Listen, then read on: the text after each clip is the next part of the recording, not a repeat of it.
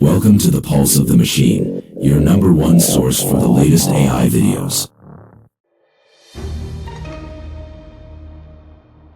The life of artificial intelligence is connected to the lives of people and also to their livelihoods.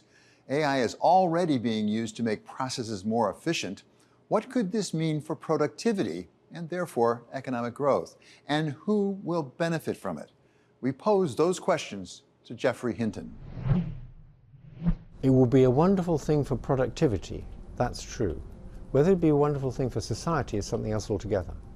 In a decent society, if you increase productivity a lot, everybody's better off.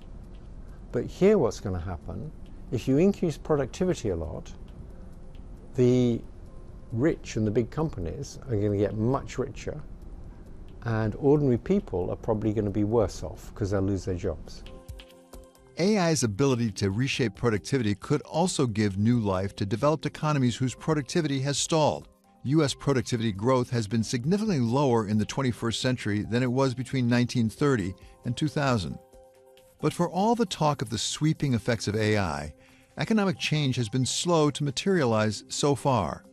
Goldman Sachs reports that only 5% of companies claim to use generative AI in regular production, with tech and information businesses leading the way. When wider adoption does come, Hinton anticipates it will have very different impacts on different parts of the workforce. Many people say, it'll create more jobs. For this particular thing, I'm not convinced of that. What we're doing in the Industrial Revolution, we made human strength irrelevant. Now we're making human intelligence irrelevant. And that's very scary. So there's some areas where demand is very elastic. An example would be healthcare. If I could get 10 hours a week talking to my doctor, I'm over 70, I'd be very happy. So if you take someone and make them much more efficient by having them work with a very intelligent AI, they're not going to become unemployed. It's not that you're now only going to need a few of them. You're just going to get much more healthcare. Great. So in elastic areas, it's great. There's some areas that are less elastic, like I have a niece who answers letters of complaint to a health service. She used to take 25 minutes to answer a letter. Now she can just scan the letter into ChatGPT. It'll give an answer. She'll look at it, check it's okay. That's 5 minutes now. I suspect they'll need less people like that. It may be they can just, everybody can complain a lot more, but I suspect they'll need less people like that. So some jobs are elastic, others aren't. The non-elastic ones, I think people will lose their jobs. And what's going to happen is the extra wealth created by the increase in productivity is not going to go to them. Hinton's prize in physics wasn't the only Nobel awarded this year for artificial intelligence. Two Google DeepMind scientists and a professor at the University of Washington received Nobels in chemistry for using AI to predict the structure of millions of proteins and even to invent a whole new protein. Marty Chavez of 6th Street says that tool, called AlphaFold, shows the power of machine learning.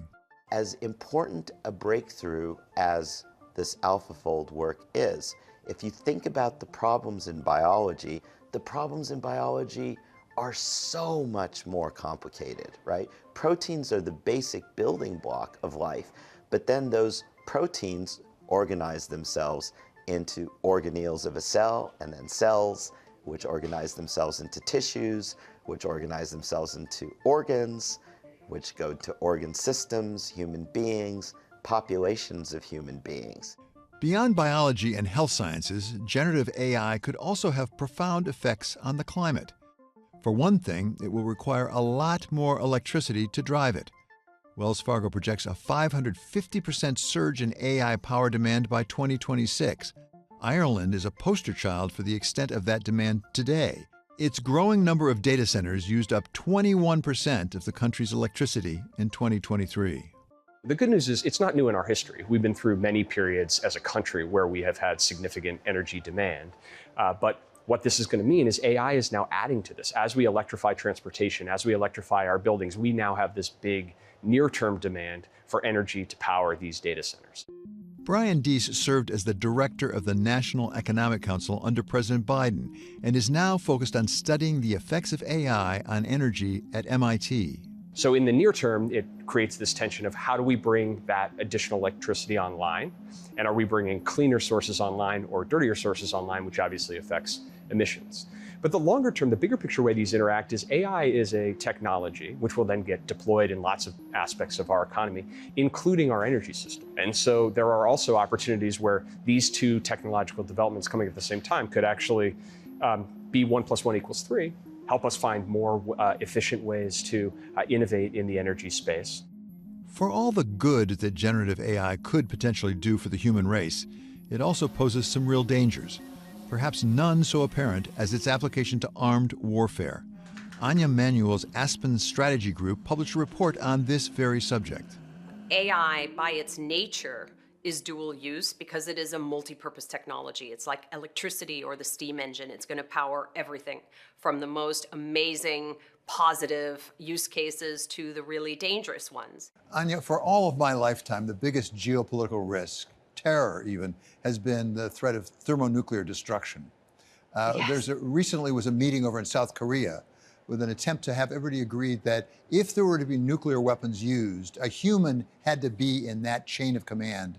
And the countries there agreed to it except for one, China. What do we make of that? We are really on day one of this technology and how it can be used vis-a-vis national security. There have been a number of attempts in the last couple of years, a lot of them thankfully led by the United States, to think carefully about AI and nuclear weapons use, 1.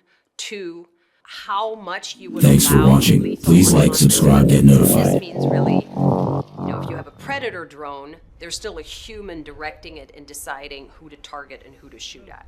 In the Ukraine war, you're getting very close now to drone-on-drone dogfights, drones doing their own targeting and shooting, and very soon you have a situation that's very dangerous where if the AI weapon is always going to be faster, the incentive for everyone is to use lethal autonomous weapons because they'll always win. And then you'll have huge escalation. Super dangerous.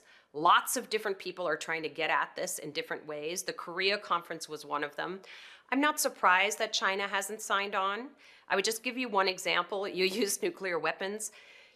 When the US came first in the nuclear race, we proposed some limited limits on nuclear weapons, I think as early as 1946. Then no real arms control treaties were negotiated until after you had the Cuban Missile Crisis and we got to the brink, and then we had some pretty good ones.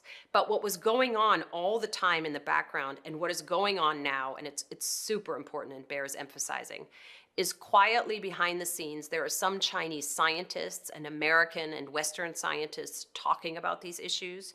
There are other track twos that are more on the policy area. I'm part of one of them. Quiet conversations with the Chinese about the dangers of AI. And the Chinese interlocutors I've talked to are equally worried about very similar things than the ones you and I are talking about here. And for a long time, people have realized there's going to be an arms race. Who can get the best lethal autonomous weapons fastest? All of the defense departments of the people who sell arms, like the US, China, Britain, Israel, Russia, all those defense departments are busy working on autonomous lethal weapons. They're not going to stop. If one of them stopped, the others wouldn't. What we need for that is not to stop working on it, but to have a Geneva Convention. Now, you don't get Geneva Conventions, things like the Geneva Conventions for chemical weapons, until after something very nasty has happened. So I think realistically, very nasty things are going to happen with lethal autonomous weapons, and then maybe we'll be able to get conventions. So for chemical weapons, the conventions have basically worked. Putin isn't using them in the Ukraine, and they haven't been used much. Basically, the conventions worked. I'm hoping they would work for lethal autonomous weapons, although I'm less confident. But nothing's going to happen until after some very nasty things have happened. Whether AI works for good or for ill, a fundamental question is whether humans can maintain control or at least influence over it. Professor Hinton says we shouldn't assume that we can, at least for long. As soon as we make agents, which people are busy doing now, things that can act in the world, to make an effective agent, you have to give it the ability to create sub-goals. So if you want to get to Europe, you have a sub-goal of getting to an airport. And you don't have to sort of think about Europe while you're solving that sub-goal. That's why sub-goals are helpful. And these big AI systems create sub-goals. Now, the problem with that is, if you give something the ability to create sub-goals, it will quickly realize there's one particular sub-goal that's almost always useful. So if I have the goal of just getting more control over the world, that will help me achieve everything I want to achieve. So these things will realize that very quickly. Even if they've got no self-interest, they'll understand that if I get more control, I'm going to be better at doing what they want me to do. And so they will try and get more control. That's the beginning of a very slippery slope. But that suggests time's a wasting, that in fact we don't have that much time. We don't. To be able to get some control over generative AI. We control it right now, but we don't have that much time to figure out how we're going to stay in control when it's smarter than us. How do we go about that? Let's take the United States, for example, but before we go globally, the United States, we have a government, there are good people in the government, smart people, some probably less smart. Present. But are they up to the job of really understanding what you're talking about and getting their arms around it? I think with the current government, they are taking it seriously. It's just very difficult to know what to do. One clear thing they should be doing, that I believe they should be doing, we need many of the smartest young researchers to be working on this problem, and we need them to have resources. Now, the government doesn't have the resources, the big companies have the resources. The government, I think, should be insisting that the big companies spend much more of their resources on safety, on this safety research, how will we stay in control, compared with what they do now. Right now they spend like a few percent on that, and nearly all their resources go into building even better, bigger models. As you say, big companies don't like to be told by the government how to spend their money, but they are often. I mean, you have big accounting departments, for example, to comply with various regulatory requirements on accounting. If the government were to say, yes, we're going to, at least for the very largest tech firms involved in AI, mandate a percentage of your revenue that will be devoted towards safety, what's the right number? I'm not sure that's the right thing to go for. It shouldn't be a percentage of the revenue, because that's very complicated, and they put all the revenue in some other country and cheat. The thing to go for is a fraction of their computing resources. The bottleneck here is computing resources. How many NVIDIA chips or how many Google Tensor chips can you get? It should be a fraction of the computing resources. That's an easier thing to measure. What fraction? I think it would be perfectly reasonable to say a third. Now that's my starting point, and I'd settle for a quarter. From everything you know, everything you understand, is generative AI potentially an existential threat to the human species? I think that's what I've been saying, yes. It really is an existential threat. Some people say this is just science fiction, and until fairly recently I believed it was a long way off. I always thought it would be a very long-term threat, but I thought it would be 100 years before we had really smart things. 50 years maybe. We had plenty of time to think about it. Now I think it's quite likely that sometime in the next 20 years these things will get smarter than us, and we really need to worry about what happens then. Coming up, a race for resources south of the border. We go to Mexico to see how global trade is evolving in real time. That's next on Wall Street Week. Thanks for watching. Please like, subscribe, get notified.